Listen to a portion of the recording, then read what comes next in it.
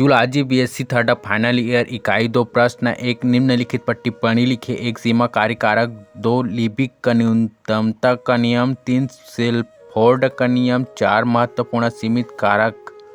आपके सामने एक बड़ा सा रेड बटन है। हाँ, है। दबा दिया, आगे बोलो। उत्तर 1 सीमा कार्य या परिमित कार्य कारक। Limiting factors. पेड़ पौधे हम जंतु सभी जन्म से लेकर मृत्यु तक अपने एक निर्धारित परिवेश में रहते हैं। इसी परिवेश को वातावरण कहते हैं। वातावरण प्रत्यक्ष रूप से जीवधारियों की जैविक क्रियाओं को प्रभावित करता है। प्रत्येक जीवधारी का वातावरण भौतिक कारकों और रासायनिक पदार्थों से बना होता है। ये संयुक्त रूप से वातावरणीय कारक कहलाते हैं। जब किसी क्षेत्र में एक वातावरणीय कारक एनवायरमेंटल फैक्टर अधिकतम सहनशीलता सीमा से अधिक न्यूनतम सीमा से कम हो जाता है तो वह कारक परिमित कार्य हो जाता है।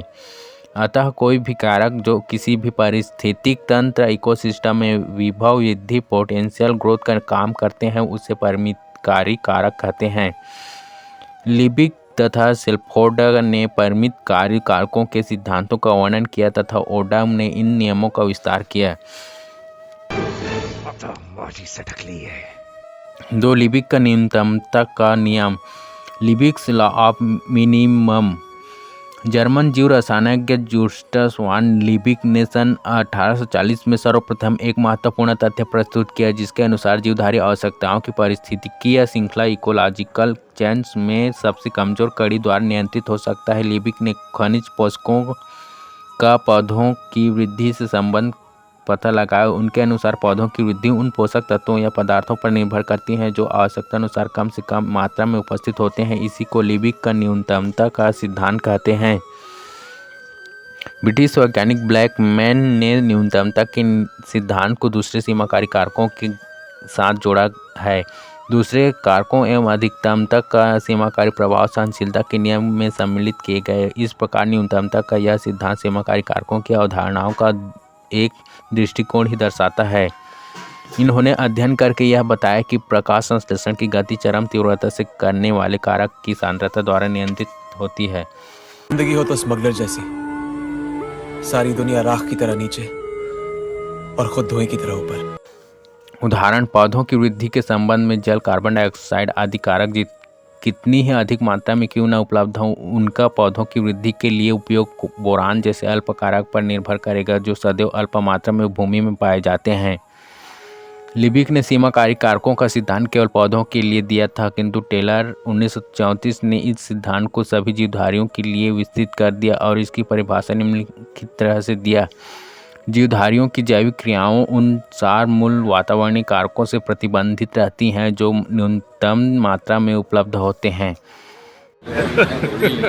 Hey, y'all, come look at this.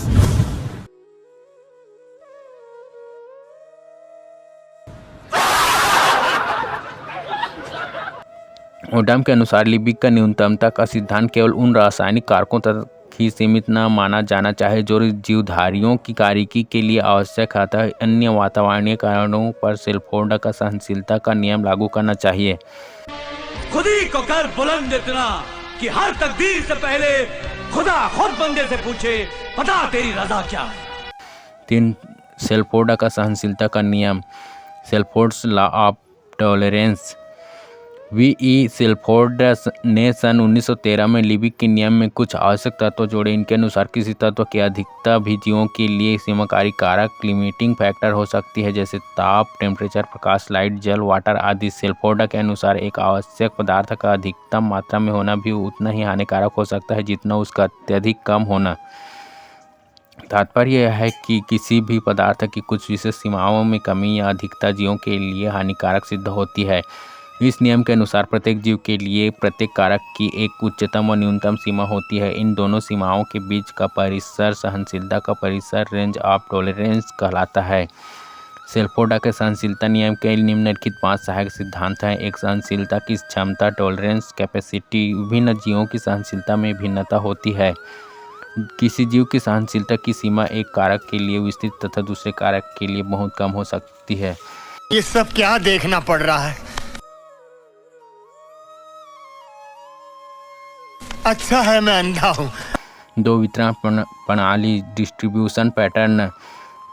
जिन जीवों की सहनशीलता अधिक होती है वे ज़्यादा बड़े क्षेत्र में फैले होते हैं, जबकि जिनकी कम होती है वे छोटे क्षेत्र में फैले रहते हैं। 3.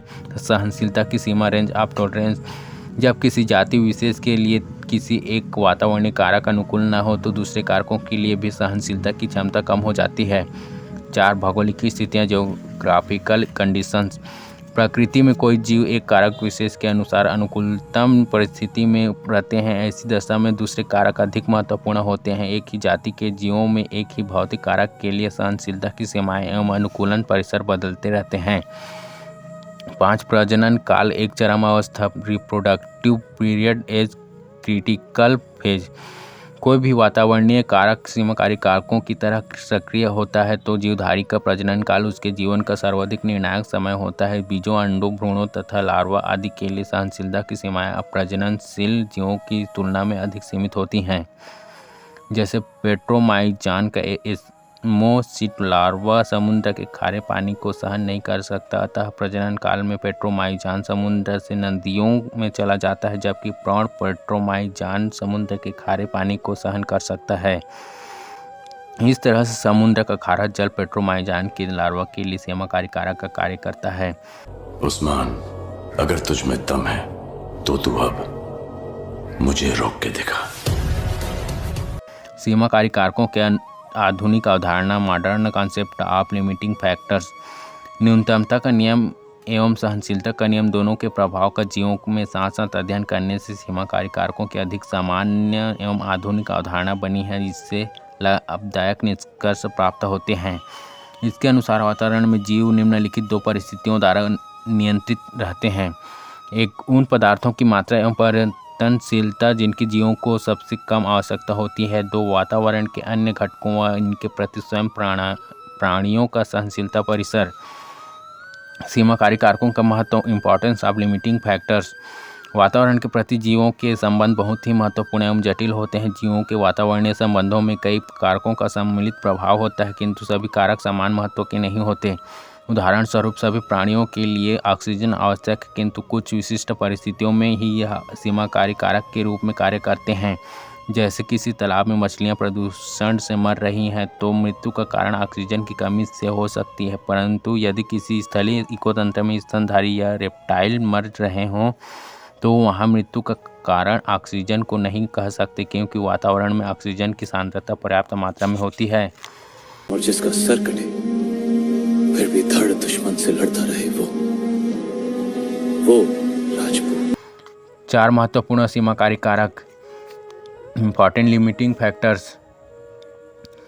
वातावरण में मिलने वाले अनेक भौतिक व रासायनिक कारक परिस्थितियों के अनुसार सीमाकारी कारकों की तरह व्यवहार करते हैं। जैसे वायुमंडल में oxygen, nitrogen, hydrogen, carbon dioxide, दीर्घ पोषक तत्व, मैग्नीशियम, कैल्शियम, पोटेशियम, सल्फर, सूक्ष्म पोषक तत्व manganese, molybdenum, sodium, chlorine, copper, zinc, iron, प्रकाश ताप, जल, भूमि आदि।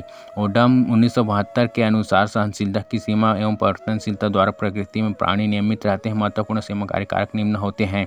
1, जल, वाटर। यह समस्त प्राणियों एवं जीवों के लिए अति आवश्यक पदार्थ है। बिना जल के जीवन संभव नहीं है। यह प्रोटोप्लाज्म का प्रमुख घटक है। इसकी कमी या अधिकता ऑस्मोरेगुलेशन को प्रभावित करती है। 2, प्रकाश, लाइट। पारिस्थितिक तंत्र में सूर्य प्रकाश एवं ऊर्जा का प्रमुख स्रोत है। सूर्य के प्रकाश के बिना जीवन संभव नहीं है। पौधों में प्रकाश संश्लेषण की क्रिया सूर्य प्रकाश के बिना संभव नहीं है।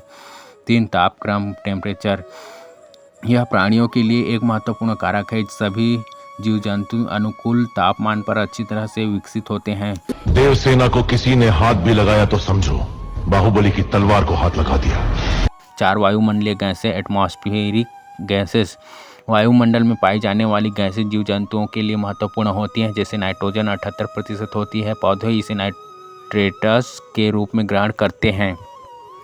जलीय समुदायों में नाइट्रोजन सीमाकारी कारकों की तरह कार्य करते हैं। उसी प्रकार ऑक्सीजन मात्र 21% वायुमंडल में पाई जाती है। जलीय वातावरण में यह सीमाकारी होती है। उसी तरह कार्बन डाइऑक्साइड 0.04% होती है। उच्च श्रेणी पौधों के लिए सीमाकारी होती है। 5, सूक्ष्म एवं दीर्घ पोषक तत्व, माइक्रो एंड मैक्रो न्यूट्रिएंट्स। सूक्ष्म पोषक तत्व जैसे जिंक, कोबाल्ट, लोहा, मैग्नीज आदि पौधों एवं जंतुओं के लिए आवश्यक होते हैं। उसी प्रकार दीर्घ पोषक तत्व जैसे कैल्शियम, पोटेशियम, फास्फोरस आदि के यौगिक सभी प्राणियों के लिए आवश्यक होते हैं। ponde, donne, gonne,